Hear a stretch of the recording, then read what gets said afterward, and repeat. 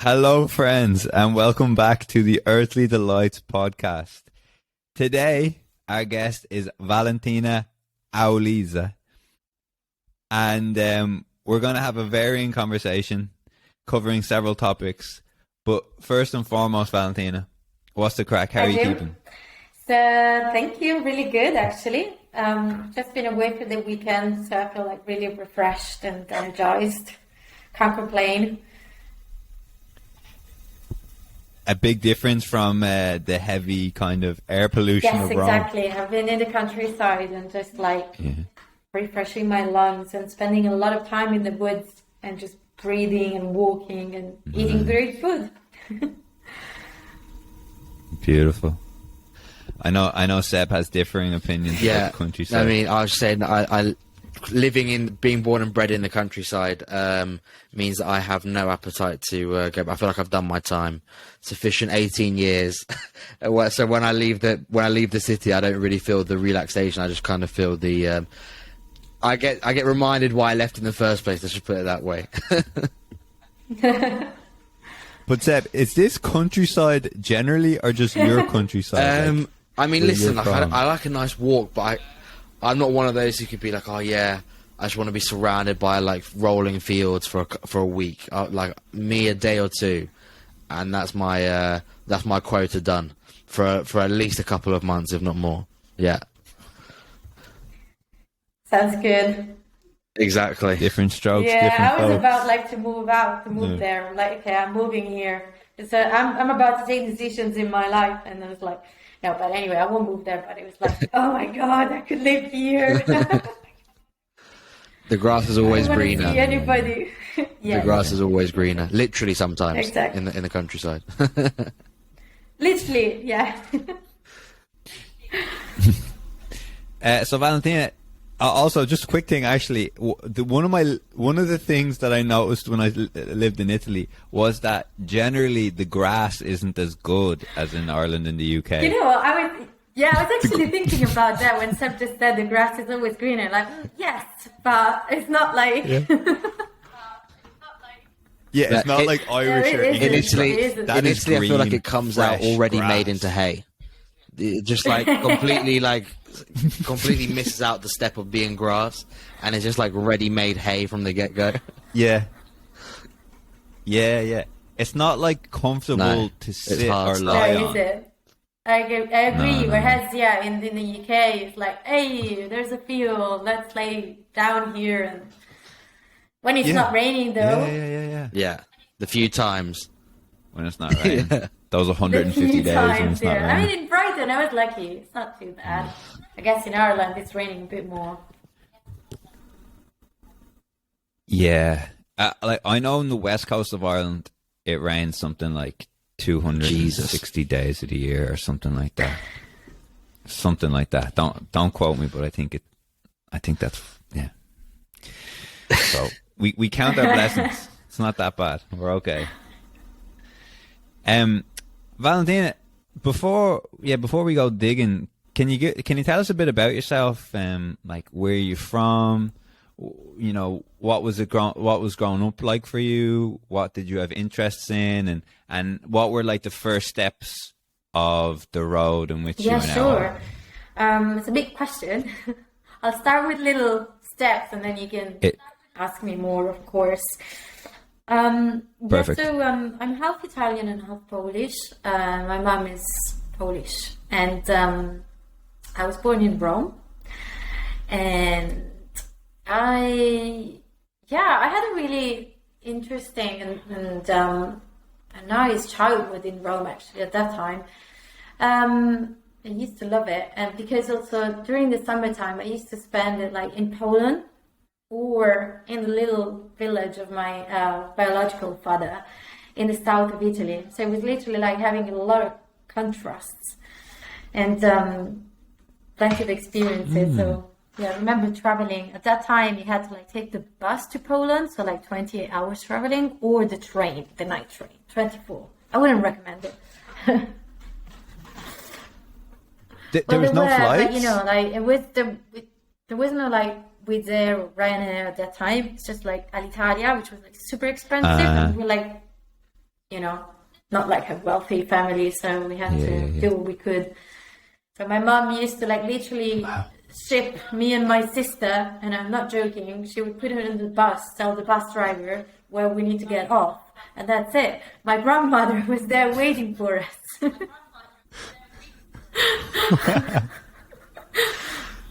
And like when you was there a big difference in the culture between Italian culture and Polish culture? Yeah, it's a really interesting question. Yeah. Please stop me because I could get down that road easily. But I remember thinking as a little girl, I remember thinking and observing a lot because, it was like the 90s. So right after the Berlin Wall, and then like Poland was like literally still like rebuilding itself. And it was a completely different situation. It was very different. Where there were this like so-called black market where you would buy like a lot of stuff that usually you were not allowed to, and people would like still be very skeptical, scared, and talk about the war a lot. I mean, my grandfather was telling me about the bombs like every day, and it was like being told a story, for real. Very interesting. And then coming back to Rome and a completely different setting, this country, this nation, and then Europe. And I remember when actually Euro came into Poland, like the decision of like, are we going to take euros or not? And literally everything changing, literally from post-Soviet to European. It was so interesting. What would your grandparents say about that transition? Were they happy to be part of the European Union? Yeah, or? I mean, my grandfather hated the Russians. He would literally say that. I'm only quoting him. And they were super happy because for them it was like the alternative. Like for them growing up, into this like really conservative, super restrictive regime. And then suddenly being given the opportunity of like this wealth and this streets, roads being built, trains, money, food, first and foremost, food actually. It was like a big thing for them. They didn't see like the political aspect. For them it was like, we are being given an opportunity here and we like this. So it's very practical. Yeah. Valentina, in your experience, did you feel more akin to one culture than another? Like in my experience, being half English and half Italian, even though I was brought up in England, I always felt like the Italian culture was I felt more closely bonded to that culture, even though I'd only go there in the summers, kind of similar to what you would do in Poland, for example. Do you feel like now or back then that you were more Italian or more Polish, or was it equal for you? Yeah, it's a complex question for me. I never really felt Italian or Polish, and exactly, actually, that's a good question to connect, because I traveled so much because of that as well, trying to really find my roots, and I love being in different countries. So no, I never really felt like really Italian, but also because, my mother would never cook the traditional Italian food. So I didn't have the traditional Italian setting of like, Sunday family, lunch and that kind of stuff. It was very rare that I would have those things. I think it was like in phases, and also I couldn't really feel Polish that much because at that time there was so much racism against Polish people, so I was bullied a lot in school. It was against Romanians and Polish, and I was like trendy, and let's choose who to bully, and so I couldn't really be free. I mean, right now I'm super proud, to have a Polish heritage in my blood. Like, wow. It's huge, it's great, but at that time, I tell you, it wasn't easy. I didn't say this easily, that I was half Polish. Yeah, I can understand. I can definitely understand. And is that what led you to eventually move? Because you moved to Brighton, didn't you? Or was it Bristol? You said Brighton. I did. Yes. Well, first of all, I moved to Bologna, but that was like still Italy to study at university because practical reasons again. It was just easier to study, and I was the typical teenager that would shout and scream from the top of my lungs to her mother, when I will be 18, I will leave this house, I will go. And I kept my promise. So I did. And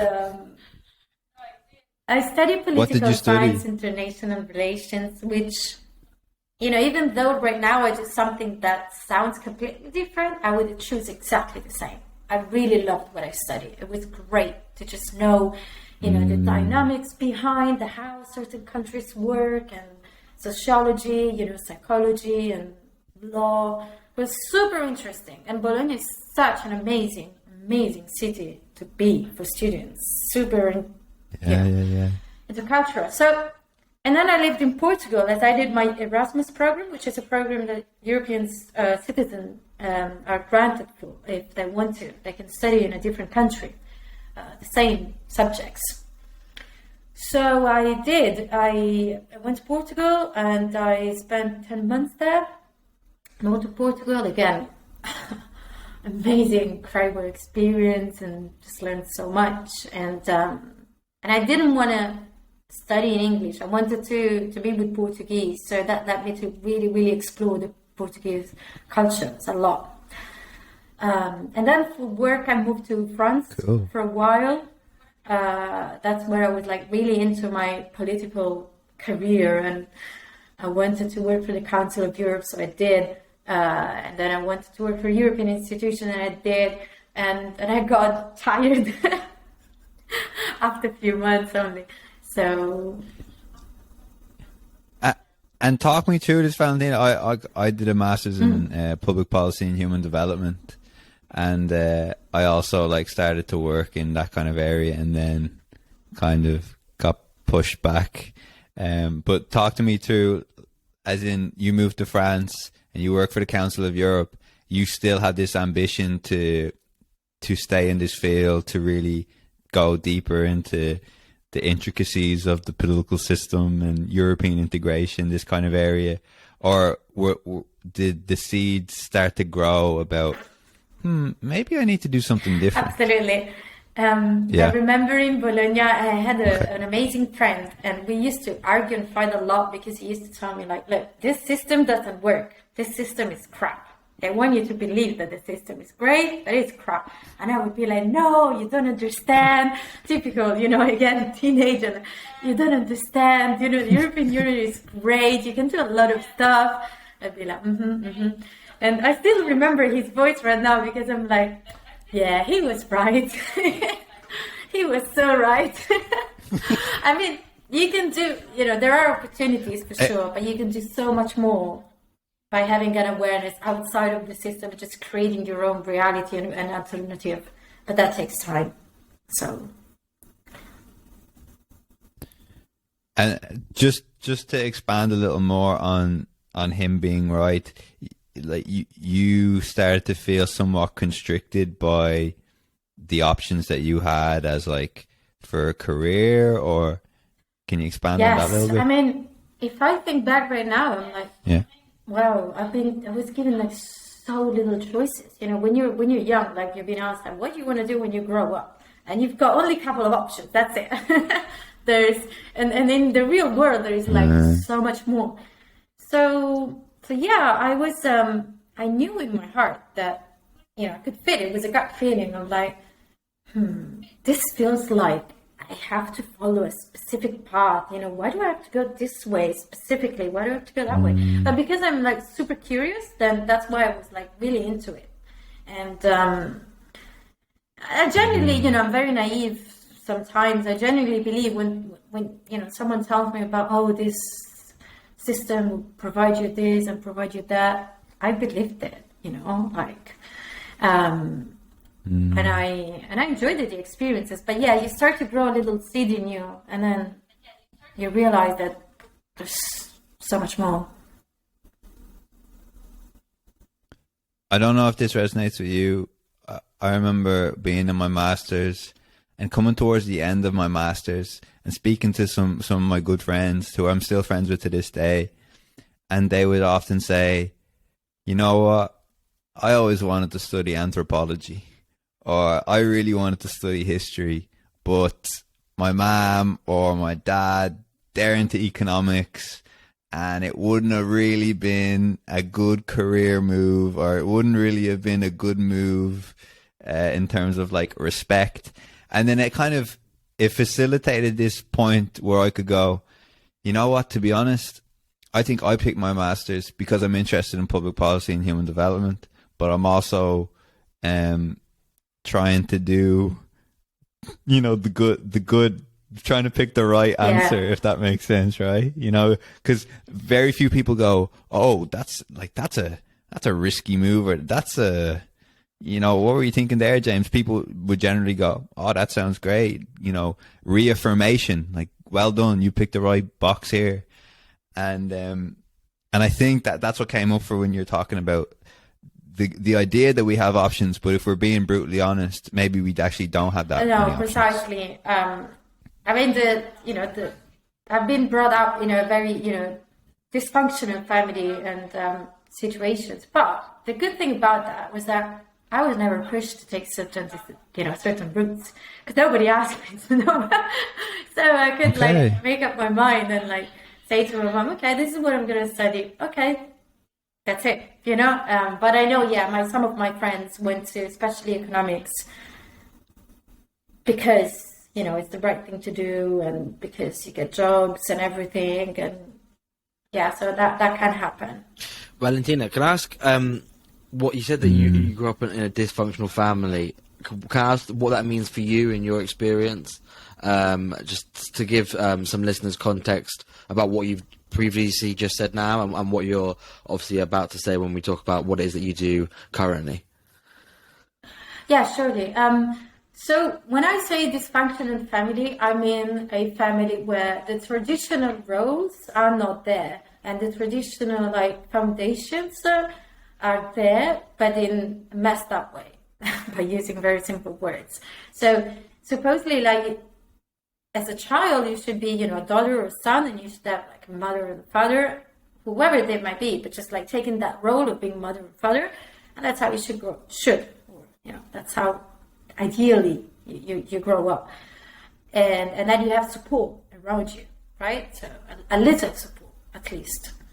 Well, that wasn't the case, because both of my parents were first of all, super young when they got me. They were 20 years old, and they were still figuring out, their own things and themselves. So they did what they could, of course, but they couldn't provide, that traditional support and foundation. I had to find it by myself. I had to go my way and find it. And I think only now I'm making peace with all the puzzles and feeling right, okay, I've got my foundations now.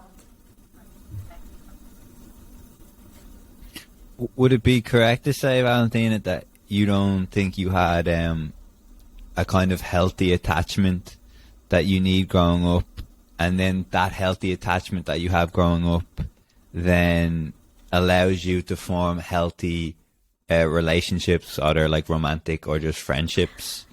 Do you mean when someone doesn't have a healthy relationships in the family, then that's what happens?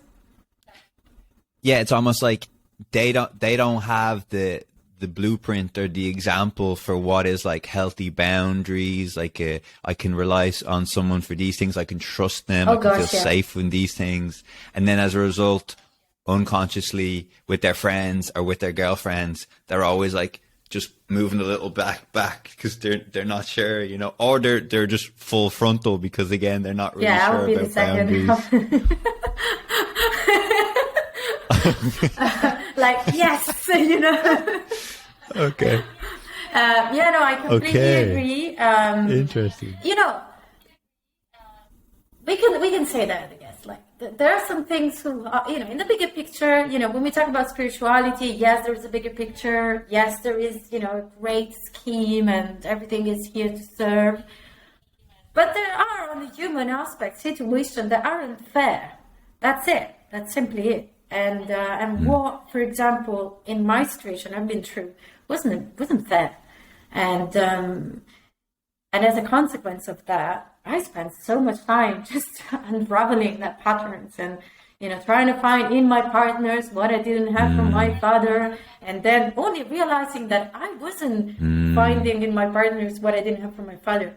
It was from my mother. So I was trying to find in my partners what I couldn't understand about my mother. So I was like, oh my God. It was so messed up. But yeah, that happens, yes. But there are ways out of it. And okay, well, you'll have to tell us about these ways. Maybe in a little bit, right? The first thing that I wanted to say was, I guess one aim from the podcast is to talk about issues that are somewhat disregarded by certain people, as kind of esoteric or kind of not practical, and we want to bring them into practical. That's one thing that we want to do today. And I think that we're already doing a good job. The second thing I wanted to kind of comment on was how I liked you talked about how you thanked your parents, because as a result of maybe them being somewhat dysfunctional, you have grown certain characteristics, or you have grown in such a way that you couldn't have grown without that. Even though it's described as a dysfunctional relationship, or it wasn't an ideal relationship. I remember, I forget who I was, I forget who I heard talking about this, but they kind of expressed the fact that if you are frustrated by a relationship, or particularly like a childhood relationship, you have all the reason to express that. Say, I was frustrated that you weren't there for me in that situation, or I never really felt that you supported me, or whatever. But if you can do that, you also need to realize that there are some things that were quite beneficial in your personal growth as a result of this, even though it might be very hard to admit, because it's so hard to come across a scenario where everything about a relationship, and as a result of that relationship, was all bad. Like, it didn't make you stronger, like it didn't make you more resilient, like it didn't make you look at the world differently. And I think if we could reach that point, I don't know, I guess you could ask, I could ask you, how did you reach that point? Because I'm sure there was a lot of anger initially, right? Anger is the right word. Yes, before that, I just wanted to add, you just said it beautifully, and it just made me remember something. I think the problem personally about, being stuck, in traumas and situation is the attachment to those situations. I mean, and then, and the pretending, to speak highly about those situations, and to speak nicely about pain. Pain hurts. There's nothing nice about pain. It hurts. And it's about, I think it's when we really recognize the emotions and the experiences, and then we do not attach. I do not attach to the fact that I had domestic violence, and I had experienced that. Of course, I can only say that now because I initiated a process. But I'm not attached to that, because I see now the amazing things that I've got out from it. I feel so strong, first of all. I really do. And I can just say that. And I feel that if I tap into my power, I can truly, just really be myself. And I feel so free. There's this sense of freedom, that I've got. But, it's not immediate. Yeah, it's not immediate. The situation then with my mother is taking a little bit more time. her being an alcoholic and having depression, because it's like, okay, I've just come out of a traumatic situation, I've just like processed and like understood, and now I've got this as well. Come on, one is enough, two it's quite a lot. But then it's like, okay, what is this for? What is this for, and what do I do? What I want to do with that? So yeah, that was the first point.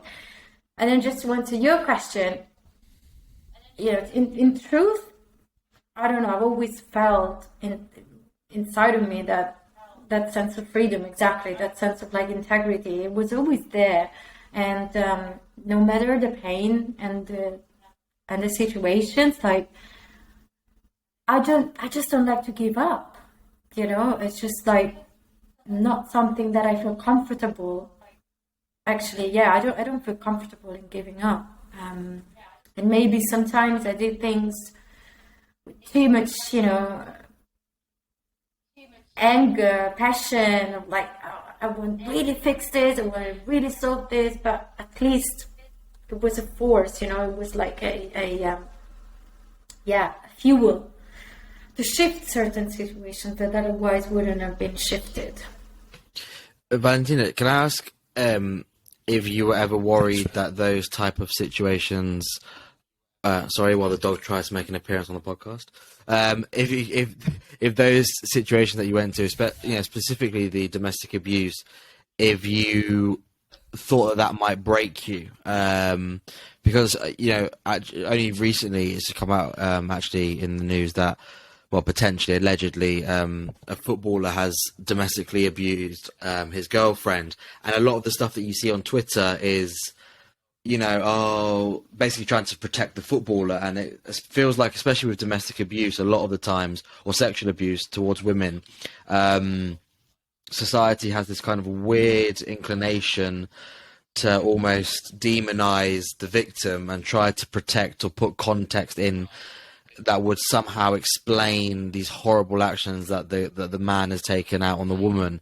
And I always wonder how a woman, number one, has the strength to come out with these things and to say, look, I am actually a victim of domestic abuse, and maybe look for legal, look to the police to help them, or even just to get out of the situation. They might not want, to go through it all again and have lawyers ask them and go through the courts, but just to actually just put up the hand and say, listen, guys, I need help. I need to get out of this relationship. That alone is, I think, is really, I've always wondered how someone has the strength to do that. But then number two, to then live with it because, and come out with it, because a lot of people, for whatever reason, like I said, they do try to demonize, and they think, oh, well, she deserved it, or she would have done something that made her abuser feel like, do you know what I mean? They try to find some weird explanation. Obviously, there isn't one. But did you ever worry that those stigmas and those reactions from public or from family members or friends might actually be the breaking of you rather than the making of you, to use a famous little quote? Yeah, it's a really interesting point and question. And yes, I of course, there were certain moments in which I really thought, like, this is it. I've got no way out, and this is it. Got no chance, no options. And many times it happened, many times. And sometimes, it still happens where it just becomes like really tough, and I'm like, right, I have enough, also because after you do like, that personal development work, or like spiritual work, however you want to call it, sometimes it's even harder, I find, because it's like, come on, I thought I did the work, but the point is that, it never ends, but it just provides you with great tools and awareness. But Seb, it's really interesting what you just said, because for my mother especially, she was abused much more than I did. Yes, I did receive the violence too, but my mom had it worse. And even if right now she's suffering, like, I got a lot of strength and a lot of courage from her. She was amazing. If I think right now what she's been through is like, wow. Because she was, imagine, like a mother of two in Italy, so in a foreign country, because as I said, she's Polish, okay, she's lived in Italy for 20 years, but still her family was not here. So she was alone by herself, experiencing that in the 90s. Okay, so we're talking about a time where there weren't like women's circles or like support from women, domestic violence. She was alone. And I clearly remember once after an episode that my mom called the police, and what they said, they came, she explained the situation that, look, I was worried because my husband was like doing this and that, being really, aggressive and violent. And I said to her, well, these things happen, madam, this, lady, or whatever they said, but like, these things happen, and perhaps, like you didn't really listen to him or what he was saying, and these things happen. That was the police, right? So when we see that the authority that are supposed to protect you are just like really devaluing your experience and your emotion, what you've been through, then that's harsh. That's really difficult, because where do you find the courage then? Where do you find that hope? So I really admire, once again, my mother, that really, really stood up and took the courage to literally take us both away from the situation and do what she could. Was there ever a point with either yourself and the abuse that you received, or with your mother, that you fell into the trap of demonizing yourselves and thinking, oh, I deserve it, or I didn't do the dishes, or I didn't do what he asked me to do, and that's why? Because a lot of people who are in abusive relationships, it's like they can't see the wood for the trees. And for us who are outside of that relationship and looking in, it's really easy to say, look, you're in a terrible relationship, leave. But they find reasons to stay and reasons to blame themselves and to take away kind of the demonization of the perpetrator, and be like, yeah, but but I did this, and I could have done this better, and if I did this better, that wouldn't have happened. And when obviously, us looking in would say, no, you've got no blame here. But unfortunately, a lot of victims, they put blame on themselves, which makes it obviously so much harder to leave the situation. Yes, absolutely. I mean, especially because in my case, like my father, like it sounds like, describing like a horrible person here, but when I was little, like it was my hero, it was like, I still believe that in his heart, he's a good soul. It's just like completely messed up, unfortunately, for his situation. But like he taught me a lot, and he was like really my hero and like this great father. And it's only like when I was 10, and then things like completely shifted. But so to answer your questions, yes, there were moments in which, like, when you regard, your parents as like your model, then yes, it's easy as a victim to like think, oh, I must deserve that, or like, he's right. I remember once, actually, you just brought it up right now, an episode where, like, he got really angry. I think it was, 10.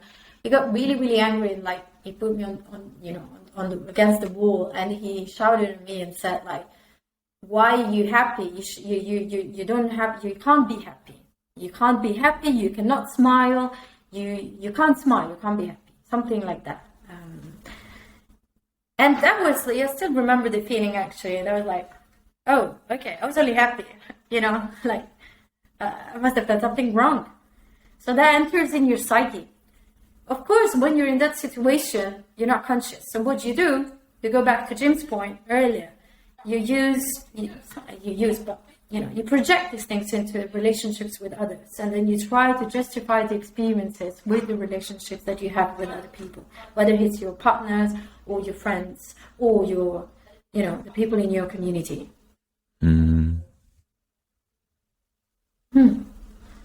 Thanks for sharing that, Valentina. I appreciate your honesty. Well, I want to bring us back or forward, depending on how you want to look at it. Oh. We're in France. We're working in the Council of Europe, and what's going through your head now? Like, what are you feeling? What's going through your heart? Where are we at? The first thing is, like, thankfully, I only worked there for 2 months. I mean, my whole political career was longer. Okay. I stayed in France for a year, because then I worked in an organization who was still working within the political institutions, but like as a stakeholder. But what comes up? It comes up that I really so badly wanted to work there. I remember traveling to Strasbourg, where the Council of Europe is, because as a volunteer, I was doing these amazing, beautiful projects. And I remember looking at this building like, I really want to work here. This must be it, you know? And then the second day I was in the office, I was in tears. I was crying. I was like, what is this? You know, like, why do I have this? You know, I thought that we would like change the world and like make things for, not literally, I know it sounds like really, I said I'm naive, you know, in certain things. I was just like, why am I sitting here and doing this email thing? And like, you know, what is this? Why am I spending 2 days to learn about how the institution works, where we could like do the work?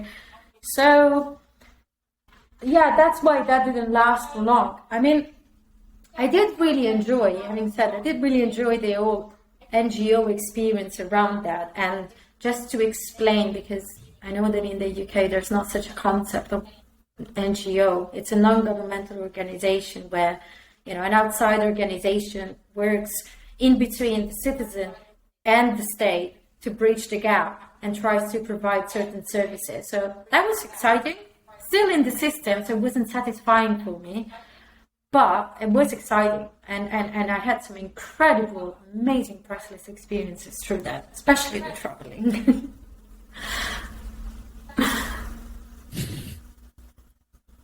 And when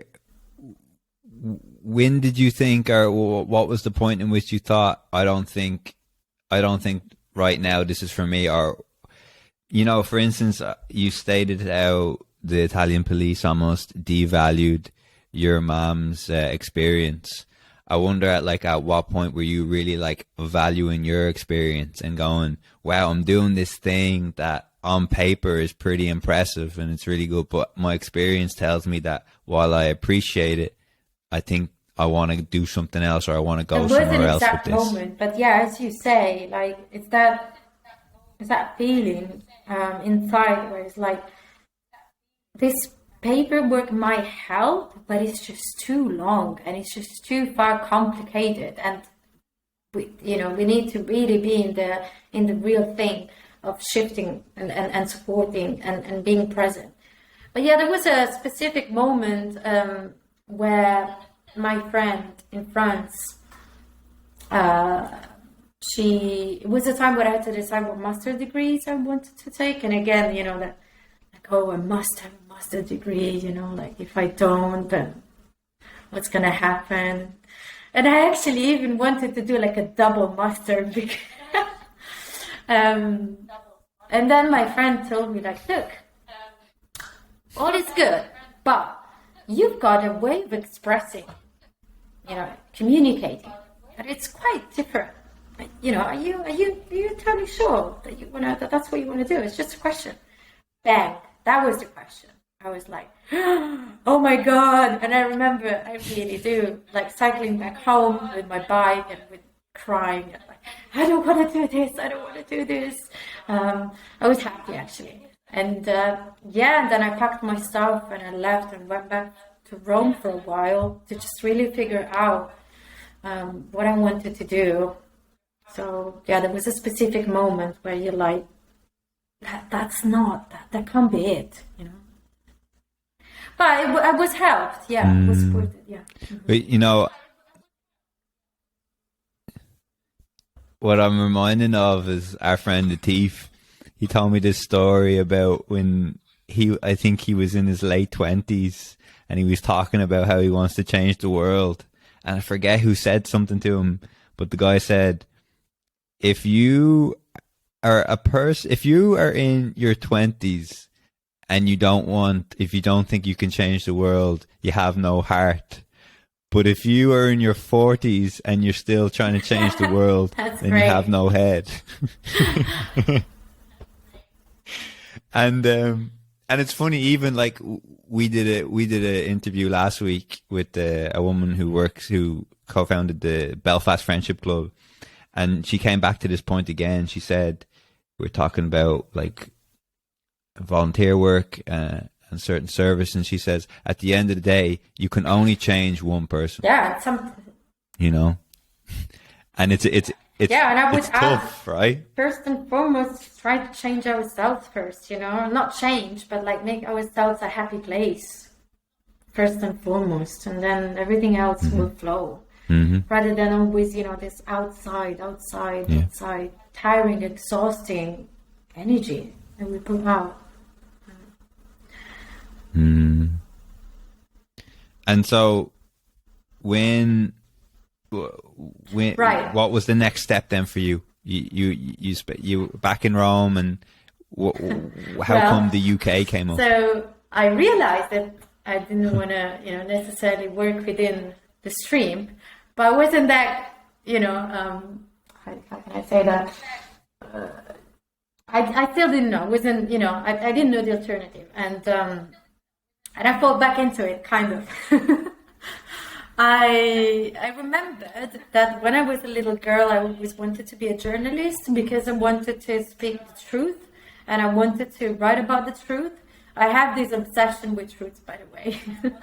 But yeah, so I remember that and I was like, right, yes, that's what I want to do. I want to be a journalist. So kind of, outside the system. I mean, I'm talking about the real journalism, right? The ones that are there to really provide with the information and the content. So I was like, yes, I want to be a war reporter. Actually, I was that extreme, but yeah. So I met a friend. I was actually in Ireland. Yeah, interesting. I was in Ireland for a project. Yeah. European project. And there was this person, this really inspiring friend of mine. We're still a really good friend. Really inspiring, we had really great chats, and I was like, okay, yes, where do you want to go next? And it wasn't because of the inspiring chats, but he was living in the UK, so I was like, oh, maybe I'm going, that's where I'm gonna go next. And well, there was some foundations in that too. I had this idea, or at least that the information that I got was that journalism in the UK is really good, and you can study and have lots of doors open. So, but at the same time, I started to develop this passion and an interest in cinema, because I was interested in the way that cinema expresses emotions and tells the truth.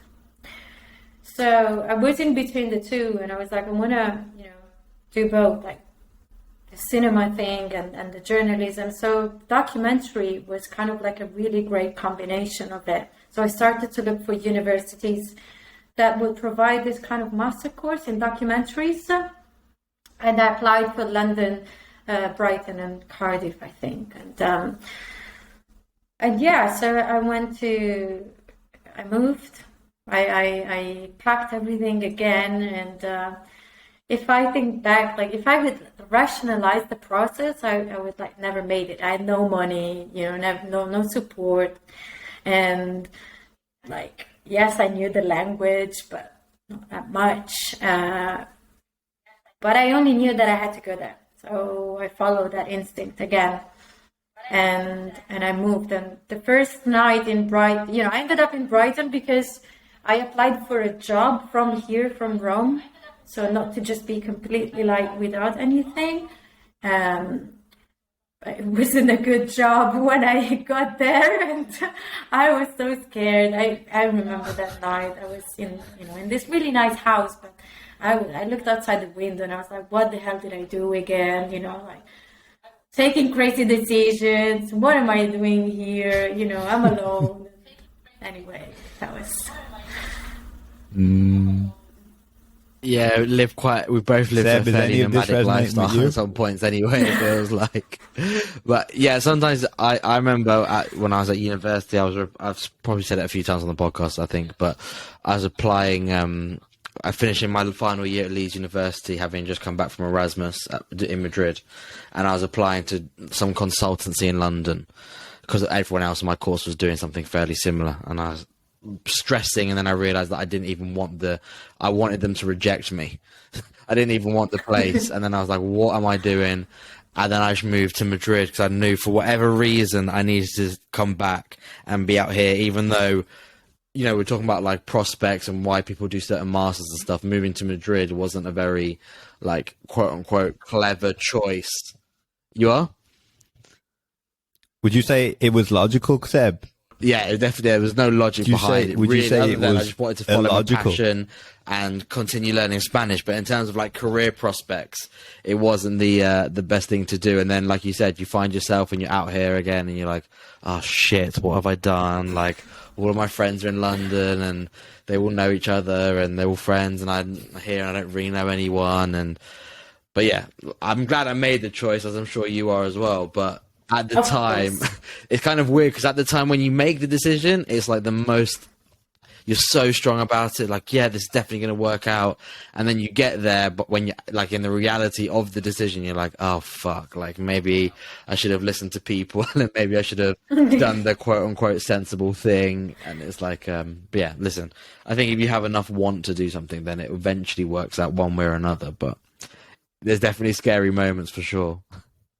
Yeah, absolutely. Especially when the job you apply for is completely not what you expected, Yeah. and you end up like it's a door-to-door kind of thing, and you're in a foreign country and you have to knock on people's doors. Yeah, not great. Not great, No. and it's raining. Not great. So But as you say, yeah. how did you get to doing what it is, what you do now then? How did that happen? So yeah, let me let me try enter the head of Valentina. So you're going around, you're knocking on doors in Brighton. Is there any point where you go, geez, I should just be in a yoga studio right now, or I should just be, no, still no. I mean, okay, so up until now, I didn't mention talk me through this something. process. And this is like the background process was going on for the formal experiences. When I moved to Bologna, I found yoga. I used to really don't like yoga. I used to think like, God, I can't do yoga. I don't like it. It's too peaceful for me. It's too much stillness. It's not for me. And but I did try it, and I found this a beautiful little studio where I found this teacher, which I admire and respect so much up until now. I think she was one of the best yoga teachers I've ever met. And she's like really like no bullshit, like really in front of your face. You can't hide. This is it. You've got to like really be honest. You've got to, your practice needs to show about yourself, and you can't just hide behind poses. So I really I did resonate with that energy, not right away with the yoga practice, but I did resonate with that energy. And all the people involved were like incredible people. And one of them was like that friend that I mentioned earlier that was telling me about, look, being in the system isn't the only way. So I did that. And because I was like going through a lot of also like physical pain, I can share that when I was in my 20s, I didn't have my period for 1.5 years. So it's like a big thing for a 20 years old. So I kind of like moved to these practices because of that physical symptom. Like, also I was feeling it in my heart, but there was a physical thing going on. And yoga led to Reiki, and Reiki led to other things. So throughout those like years up until Brighton, I always did something. Never like fully committed into it, but there was like this invisible trail, let's say. Thread. Yeah, thank you. Thread. Okay. And what was the thing that made you kind of make more of a commitment? Yeah, it was in more Brighton, of a steady part of your life. Exactly. I already started my master degree, changed my part-time job, luckily. Found something a bit more, working in a little cafe, but at least you didn't have to knock on people's door anyway. And there was a day where I was walking down the street, and I found this holistic center, yoga, tai chi holistic center. I felt literally, the pool again. And when I went in, I asked for some information. The teacher said, you have to come here every day. I was like, yeah, I've got no money, can't do that, you know. And she was like, right, but come, don't worry, we'll make it work somehow. And that's where I started to like, okay, practicing more. And then it was just like it was a natural shift, you know, like it was just like because the master in documentary was more like less rigid, let's say, you know, it's not about politics and system. It was more about like, right, let's express ourselves. You know, what do you want to say with the camera? You know, look at this, and what do you want to say? What do you want to express? So you kind of need to take ownership of your own emotions and what you experience within yourself when you direct something. So that was opening my heart to like fully immerse into the holistic practices even more until I made it as a full-time commitment.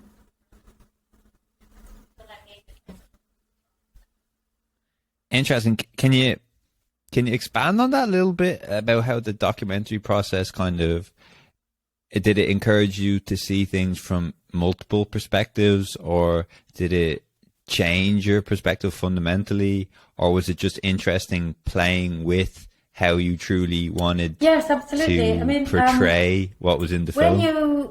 When you study to make documentaries, one of the first things you ask is, what do you want to say with this? You know, okay, you want to like document, let's say, your mother pouring a cup of tea, but what do you truly want to say?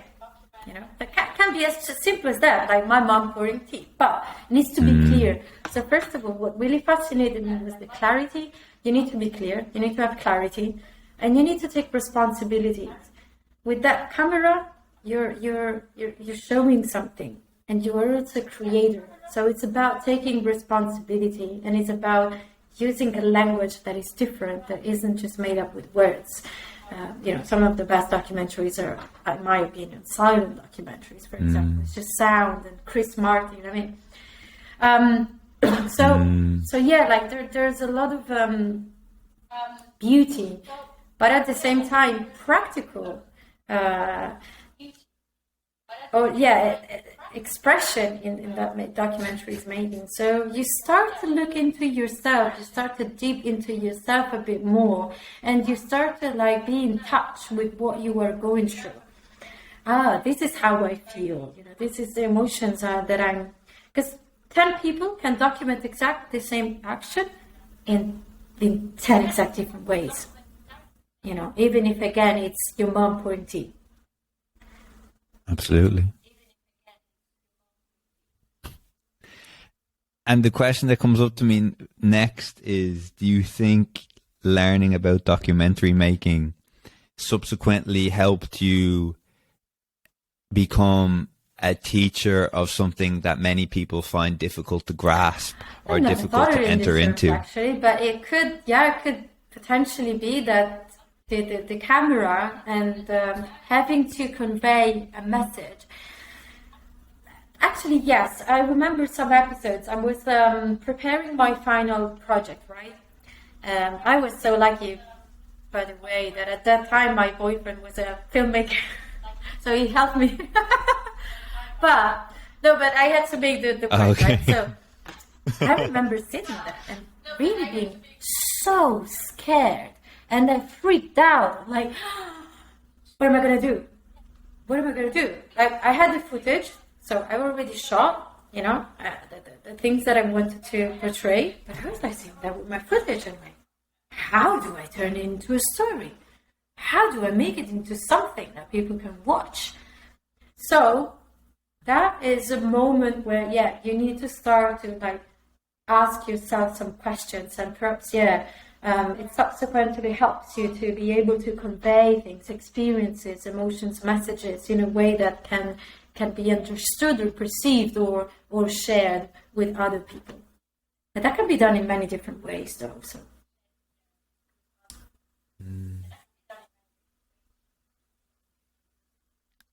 Because I know yoga is becoming more and more mainstream, but as we're going to learn now, you're also a practitioner of, tell me if I'm pronouncing this correctly, Qigong. Qigong, just because it's from a different part of Korea. And the Korean practice is called Qigong. But because the holistic center that I've been part of was from Korea, so I studied that practice. But yeah, those are the physical practices that I've studied. And can I ask, did you have examples, or like we'll talk about this a bit more, but I'm just trying to picture someone who's walking into a session for the first time and they've never really had an experience to say, like, yeah, they've heard that the body is energy and they've heard that the body's like this, but they never really have such a felt experience. So I wondered how was the process for you in which you tried to make it more applicable or relatable or interesting for someone who maybe isn't familiar with the dialogue, with the certain words that are used in this practice, right? So I'm sure Seb can help me out with this question in terms of how did someone who maybe is a bit cautious about this field, how did you kind of facilitate a learning for them? Yeah, it makes to take their sense. experience into account, if that makes sense. Because for almost practically 2 years, I became center coordinator of that place with them. So my job as well was to, welcome people on the door, and they would come with this question, like, what do you do here? And, there'd be people that had never experienced ever before. So I think for me, first of all, is that any kind of holistic practice is very intimate and very personal. So to me, what's important to do first is to deconstruct. So deconstruct everything that people know about that particular practice, or everything that they think about that particular practices, and make it more about their own experience. Whether yoga becomes just stretching or a more in-depth process, start by the process that they are experiencing themselves. Because that's how I did it, I don't think I had a clue of what yoga was. I think I had no clue of what yoga was when I first started, of course. And same with Qigong and other practices. It's soul healing, which is, what I mainly do now.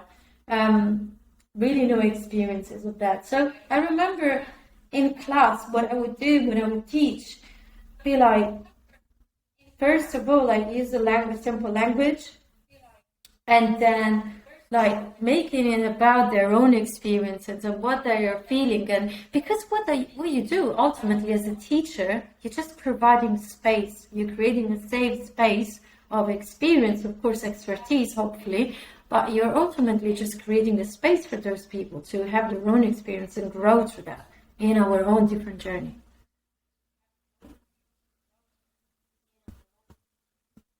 Yeah, I want to ask, there's a couple of your, some statements on the website that I had trouble understanding, but Jim said it's because, I didn't have the context, but I figured maybe if I don't have the context or the life experience to understand, then maybe there might be some others of the listeners who come on to, search up on your website and maybe find themselves in a similar situation. So I wonder if I could just read you out some of them, and you could kind of expand on what it is that you mean.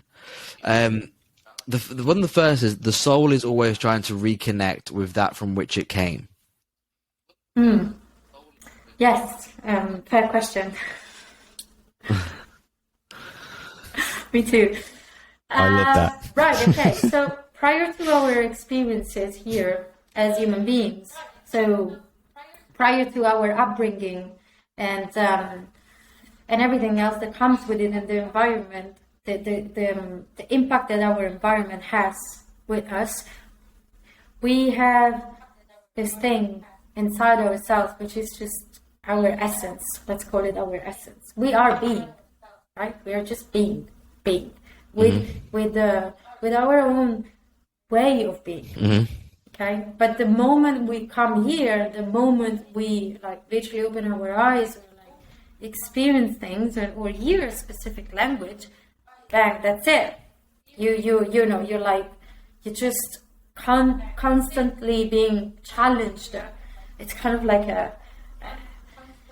not a race, I don't want to say race, but like it's a part, like almost like you have to rediscover yourself and reiterate who you are, and trying to like affirm yourself, reaffirm yourself. So the soul tries to come to where it came from. It means our essence, our vital essence, coming to that original experience, original state of being, stillness, that is before all the positive or negative experiences that we've gone through.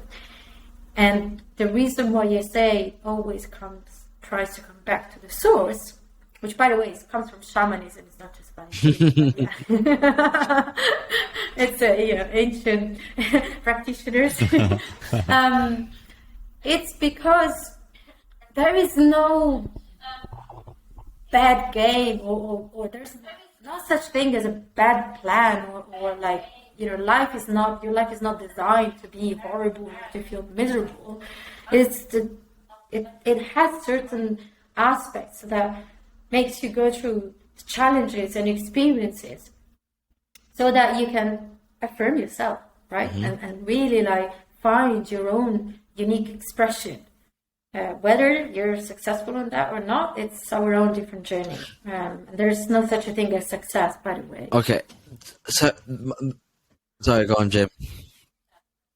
I think I just said something. Sorry, I think that might help this a little bit. Red, by the way, but its own self is starting its question. Not at all. Carry on.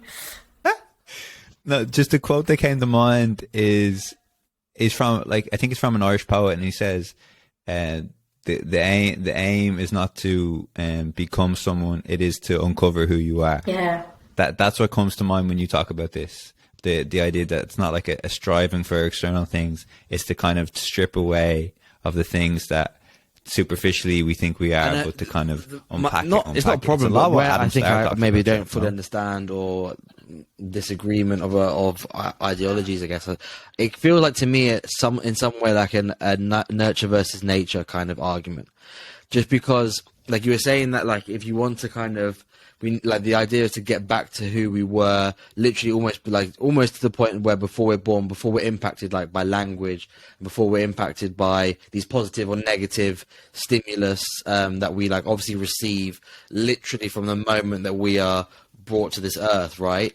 But I guess, I don't know, I guess maybe it's just my way of understanding things is that how I don't understand how you get all the way back there, because it feels like you were literally, maybe the only moment that was the case was literally as you were brought out of your mother, those first 2 seconds before the doctor said it's a boy or a girl. Because from that moment on, you're just constantly receiving stimulus, bad or good.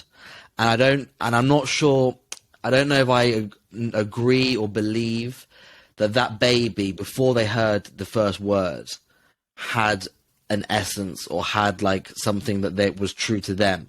Because I think maybe I'm more of along the line of like, you get things through nurture as opposed to nature. And I feel like maybe what you are saying is maybe trying to get back to the nature and start to remove some of that nurture. Is that right? Or I really, really love this point. So it's both. First of all, it's both. And it's not about forgetting about the experiences and like suddenly like deleting, pressing delete and go back to that state itself. But it's about remembering a feeling. I mean, I could, I don't really necessarily want to go down to this scientific road. Yeah, exactly. But it's all about frequency. It's all about energy. And I believe, that when we are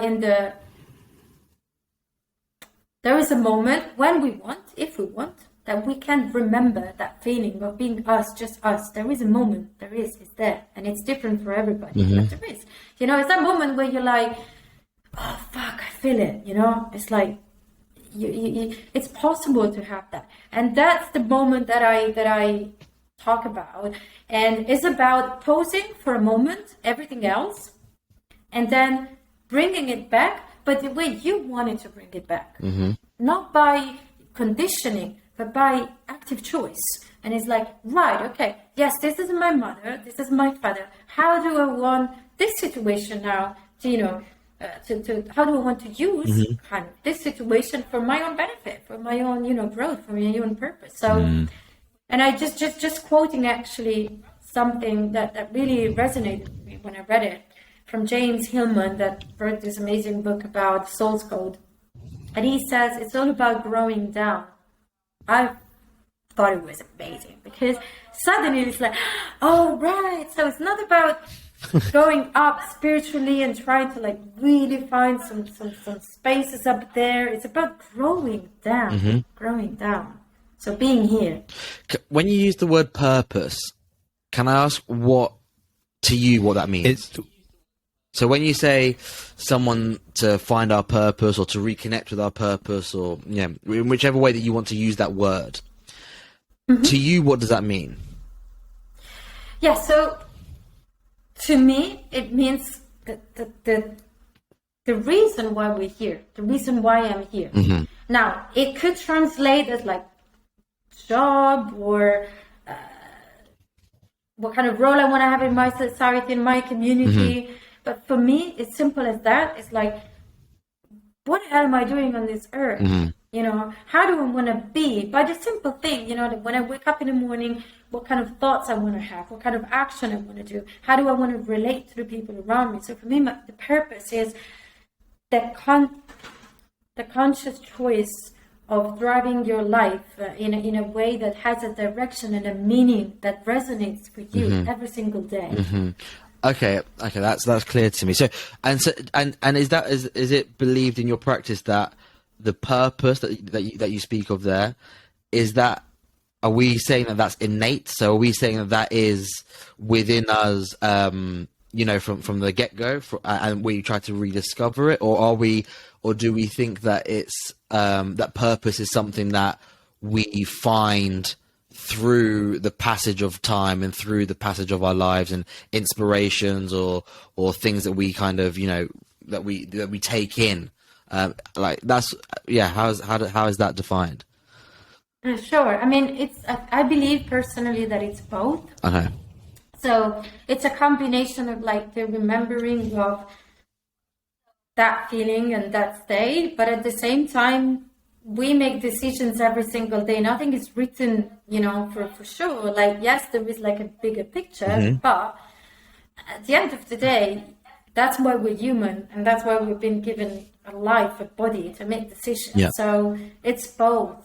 Is like, okay, this is the feeling inside of me. This is like, to make a clear example, like I'm a person who feels want to be connected with nature, or I'm a social animal and I want to be with other people and just be in the community. Okay, make that choice and then live accordingly to it. So integrating the experiences and the environment around you, that nurturing aspect. Okay. Yeah. Seb, you've heard like loads of documentations of people on psychedelics. Yeah. So you've heard people reflect on like certain meditations that they've had or how they felt after a certain experience. And you heard that they speak about like a oneness, right? Like a kind of an interconnectedness that they feel, right? I think what comes up when Valentina speaking about this is that to have that experience is fantastic, and to hear about like growing down is to go, how can I participate in the world with that experience present, like in it, like with an intention, right? So it's not like I want to run away from something. I want to keep on having these unbelievable high experiences. It's like, right, if I had an experience and it felt so profound to me, I need to trust that, or I need to value that on a day to day. So I need to treat people how I would like, it just goes back to like those basics. Well, I wonder for you, Seb, are you giving yourself a chance to have that experience? If we talk about like purpose, that's why I wanted Valentina to clearly define purpose, and thank you for doing that, because you did a really good job. The reason I asked that was because it's like, for example, I've been talking to Jim recently just about how like my job, which I did, kind of similar to you moved to a foreign country, you kind of have to get the first job you can get. you don't have all of the choices that you do maybe when you grow up and you start to, you know, people, you have connections and this, that, and the other. And but anyway, 4 years down the line, I'm still in the sector that my first job was in, but I just kept on getting like going up the scale. But not meaning to or really wanting to, and it's not giving me any sort of purpose at all. And then, so I was trying to come back to it, and it always comes back to, it sounds silly, but because it's nothing really grand in terms of like connecting or anything like that. But like it feels, or when I feel most at peace is when I'm like dealing with food, and obviously, and I link it back to like memories of Nonna, my like Italian nan, and like they were like the most, like some of the best memories that I have. And it always, whenever I'm stressed, I want to cook. Whenever I'm like happy, I want to cook for others. When I have inspiration, it comes in the form of like, or creativity, it comes in the form of like cooking. Oh, I could do this or I could do that, right? And so that's why I asked you for purpose, because whether you think it was like an innate thing or something that is maybe learned through others, because it feels like to me, if I didn't have Nonna as my experience, if I was born not Italian, if I was born Welsh, for example, that might be doing a disservice to Welsh people, and I apologize. But I might not have like such a strong inclination to be like, I know that somewhere in the world of food is where I'm meant to be, you know? And so that's why I asked like what your definition of purpose is, because I feel like for me, it's not necessarily an innate thing. Because maybe if my Nonna had died before I was born or something, then maybe I wouldn't feel this way. But having had those experiences with her, then that's allowed me to feel like some sort of peace in that realm. And then that's what I know that I need to follow. What about this, Seb, right? What about that your gift, or what Nonna showed you in food, if you had a different experience in life, you would have found it in something else? And that the original purpose was for you to provide something with care for other people. That's beautiful, actually, yeah. The other thing is that you come to this world and kind of like unconsciously trying to find that experience. So unconsciously or consciously.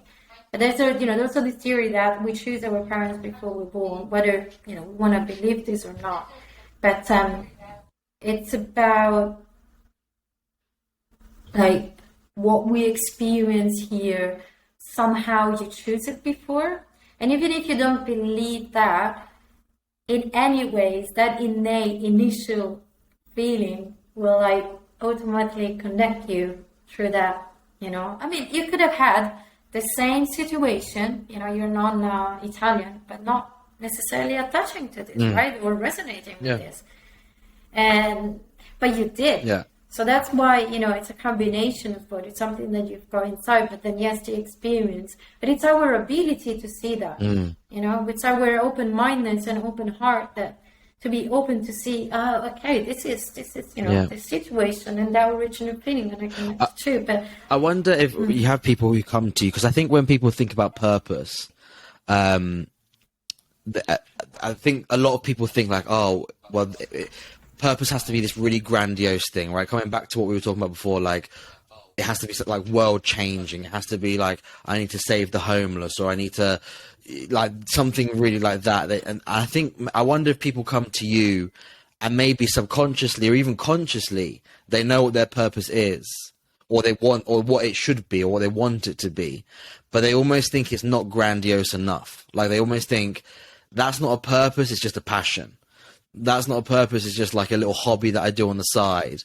And maybe through the exercises that you show them and the practices that you show them, they realize maybe that these things that they discarded or that they diminished actually have or can have a much bigger role to play in their lives, and then ultimately, other people's lives, people who are close to them. But that it takes some sort of, like you said, maybe growing down or reconnecting or seeing things from a different lens, where they go, that can be a because sometimes even in myself, like when I just said it to you, my purpose is food, in a way that's to me sounds ridiculous, right? But in another way, like I know what that can mean to someone because it meant so much to me, like the conversations that I had with my nonna as opposed to the dishes that I had with her. it sounds stupid to say, but the dishes will always be like so much more in my memory. And maybe that's because she died when I was 13 and we didn't have like really deep conversations. But do you know what I mean? Like, I know that food can be so much to people, but yet when I say that food is my purpose, I also realize that, or in my own head, it sounds stupid. And I wonder if like people come to you that same kind of dilemma. Yes, it's a really interesting point, actually. I think, first of all, like the idea that generally we have about purpose, there's so much misconception around that, and so much, you know, as you say, purpose is associated with like changing the world, or like having this great job, or having a tie, or whatever, you know, like, or even, you know, on the opposite side, like if you're very spiritual, a purpose is like changing your whole community, you know, and that kind of and maybe it's not. So first of all, yeah, the meaning that we give to purpose. I hope that with these conversations, you know, and other things that are coming up right now, people start to realize, oh, actually, it shouldn't be that hard as I am meant to, you know, I was led to believe. So that's point one. Because purpose is what, you know, it's what we want it to be, right? And then, yes, definitely, like, there is a lot of fear that comes around with it. There is a lot of pressure that comes from, you know, social pressures, family pressure. So some clients might come and, you know, they have their mind so clear, their heart is so clear, you know, but they can't join the dots.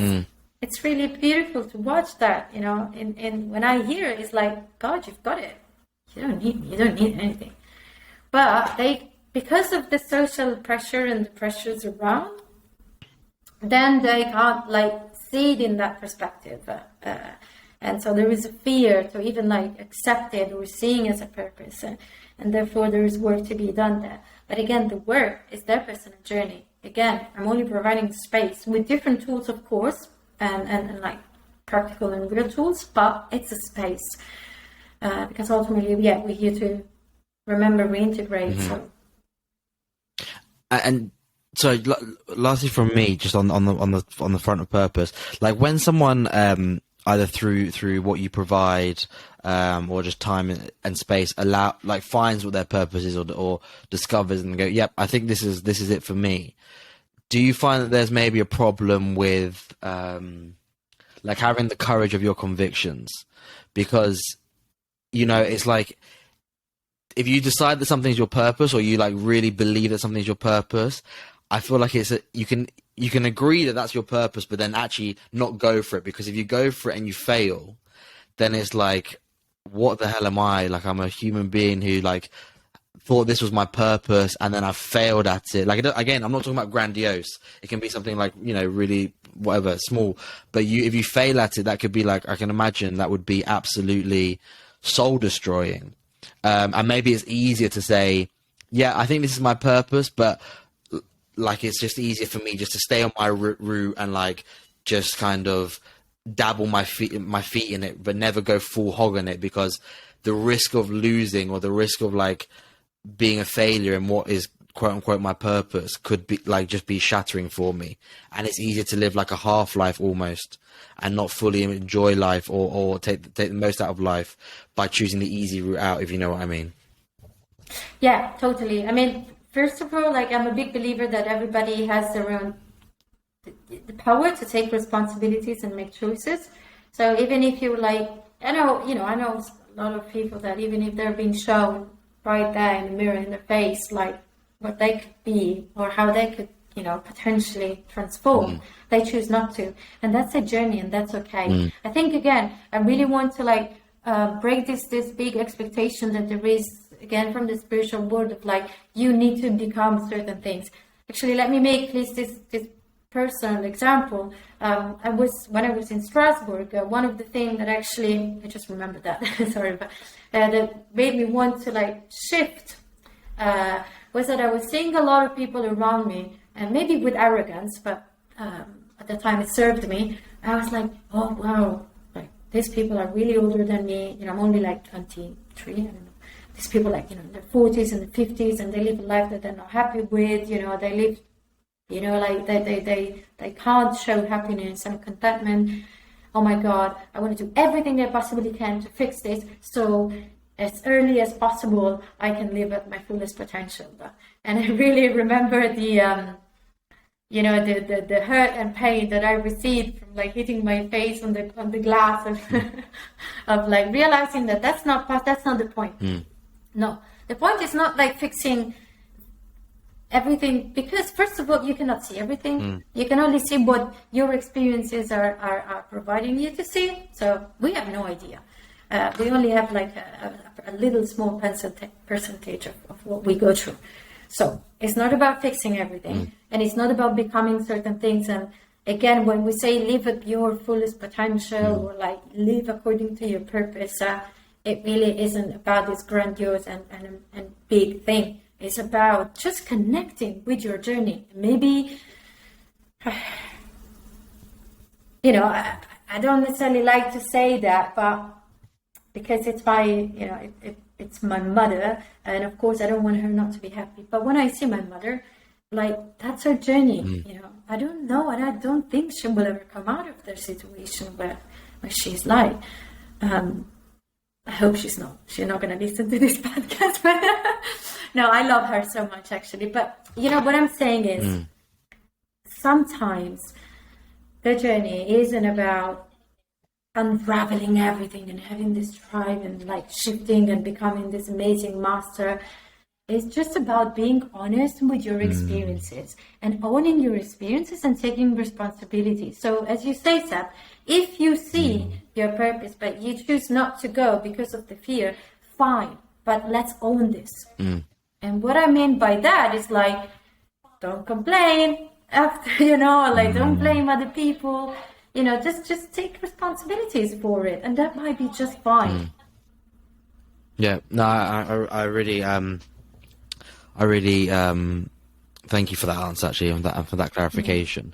I wonder, for people who are listening to this, who think that maybe, or that they would definitely benefit from hearing more from you and having your teachings, is the offer that you provide, is that always in person? Or can it be a remote thing? Can it be something that someone does and contacts you online and you have a relationship there? Yeah, I'm glad you've asked. No, it's mostly remote that I'm doing right now. Yeah, it's been 2 years that I've shifted everything remotely. Of course, I'm doing in-person sessions where I am. As you say, I'm nomad as well. So wherever I go, if I have clients, I treat. But I work remotely. So the energy work, it's exactly the same. It works the exact same way. Sometimes I prefer, because the person has more time and less impact. If we're talking about someone that doesn't necessarily want to like completely shift their life from one day to another. Some people want to, but some others, need their time and their ways. And the good thing about working from a computer is that when a session ends, you just shut your laptop and you're still in your safe zone. So then you have more power, more time, more space to integrate the things that we've done together, and then make your own decisions rather than being necessarily forced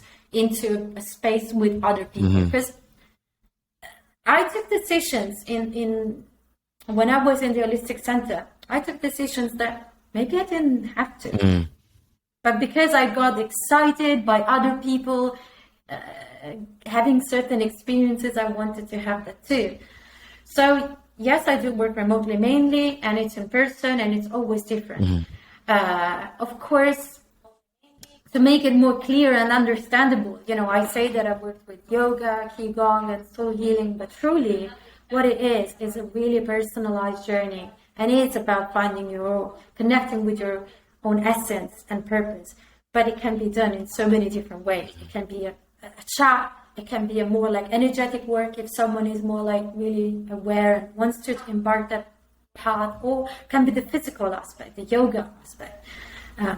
So it works in different aspects, because I'm a big believer that no rule can be applied to everybody. I'm glad that you offered that clarification at the end, because that was going to be my follow-up question, was just to be like, for someone who maybe doesn't know what to expect when they go on your website, or when they contact you to find out more information, like what could they expect in terms of, And like, I do appreciate that for everyone it's a completely different thing. But roughly speaking, like, what could they expect of as the program, so to speak? Like, once they send you that first email, what's the journey gonna look like, more or less? Absolutely, yeah. It's a really important question to ask, because I'm not a psychologist, I'm not a traditional therapist, so I can't make those promises. So what it looks like, if someone approaches to me, I explain that I work both physically and energetically, so someone can get into, as I said, a more yoga, Qigong practice. So we use our body, and we have sessions where we do the reason why I call it Chi Yoga is because it's about moving the energy with the body. So I don't necessarily run to the traditional poses of yoga, but it's more about moving the emotion, the energy within the body with different poses and that we create together, let's say. So it's a combination of both. So it could be that, or it could be a soul healing where we really go into depth of right, let's map out first and foremost the experiences.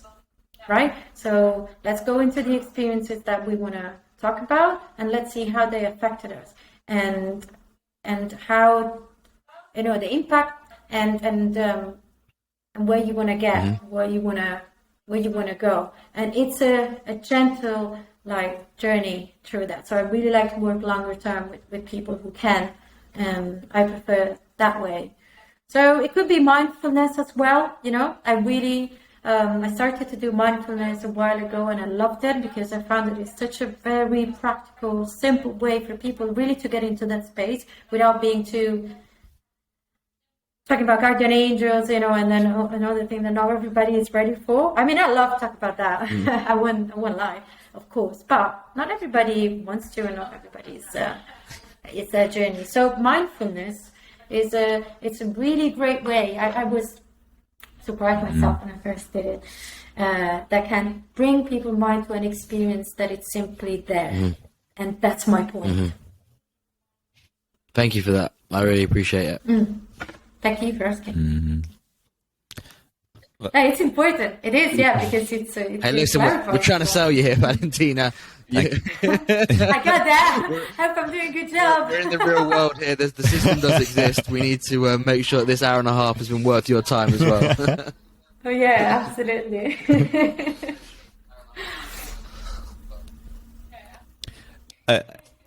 I also thought it was funny you brought up Valentina. I've heard some people kind of talk about how they don't really want to do something like acupuncture or Reiki or maybe like an intense yoga practice or meditation, right? And they don't want to do it because there's a bit of them that's like, I just what if I really like it and then I want to quit my job and I want to stop eating this food and I want to go to India, and they're like, Jesus, that's terrifying. I just want to feel a little bit better, so maybe I don't need to do that kind of stuff.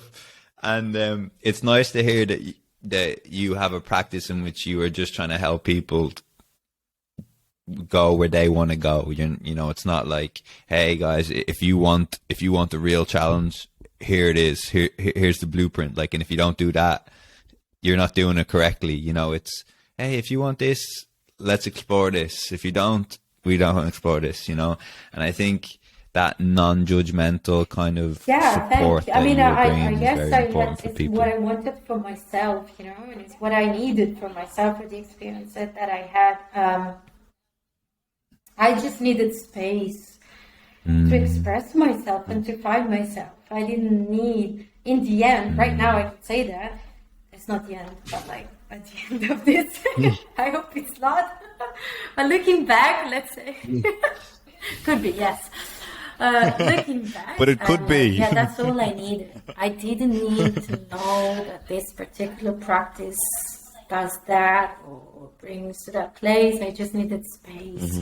Because there's just so much that we have to face in everyday life out there. So many, I don't want to say masks that we wear, but kind of, and rules, or just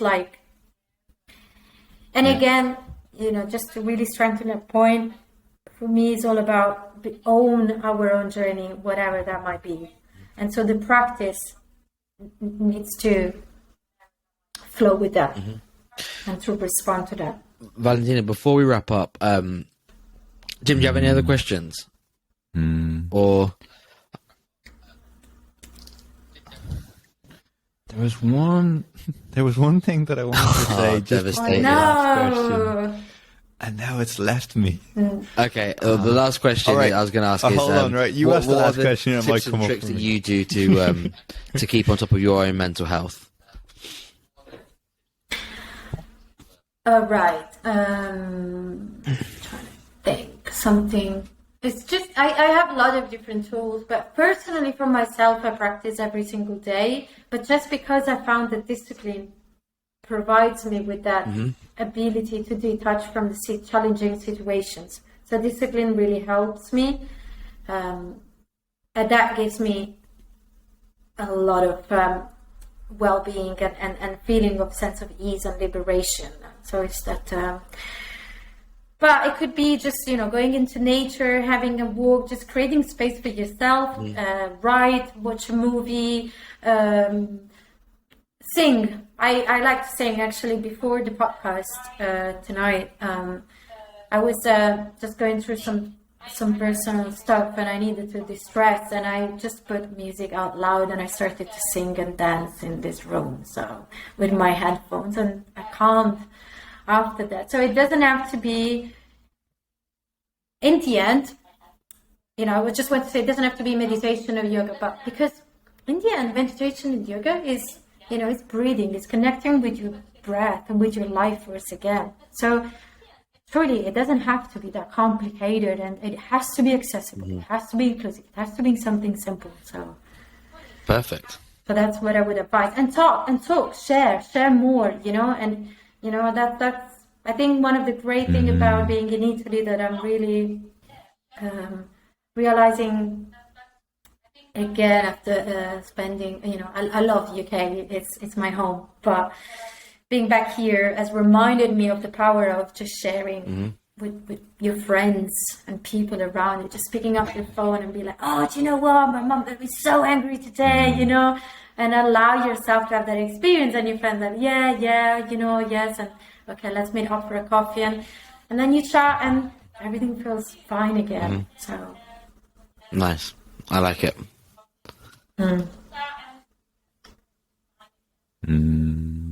Oh, good. Valentina, this has been great. The thing did come back to me, right? And it was more of a remark. It was more just to double down on what you're talking about, how you're meeting people where they are, is the sense that the reminder that nobody told you, or kind of nobody told you or forced you when you were 25 or when you were a certain age. You're like, you're going to have to go down this route, and you're going to have to look at Qigong, and you're going to have to do this. And it was all your kind of curiosity, you going, I'm interested in that. That resonates with me. That helps me with this. And I think we need to hear more of that. We need to hear less of, hey, this is the route, and more, listen to yourself and try these things that you think might help you. And if they don't help you, fair enough. And maybe that might help you, and maybe this might help you. And I think that kind of approach is confidence building. It's like self-esteem building, and it facilitates you having a closer relationship with yourself, right? Because you're just listening to yourself, these things, that does help me. And like, maybe you went to a few classes of any sort of practice, and you never went back again. But every once in a while, when you get very angry, you go up to your room and you kind of dip into that practice again, and maybe that's all you need. You don't need to go every week, and you don't need to. And I love the hymn sheet that you're singing from. Thank you. And so, please allow me to I just want to say thank you for these 90 minutes. Because I just want, I don't know, I just feel like sharing that with, if there is any listener who have gone through like some similar experiences, like you do not have, you don't need to have a good upbringing, a positive upbringing, to feel alive, to be yourself, and to find and to find your life purpose, as we said right now. It's easier, of course, when you've got a functional family that loves and supports you, because when there is love right from the start, it is somehow easier. Not to say that those people don't have challenges, of course they do, but I just really want to say, if you had some shit experiences, allow me to say that, it doesn't have to end like that. It doesn't have to be that. You can choose. You can choose not to, but you can choose. Perfect. Great way to end the podcast. Thank you, Valentina. Well, I'm gonna go back to my thinking. Thank you, Valentina, for coming on. I really appreciate your time. Thank you, guys. It's been great. Really a pleasure. Thank you.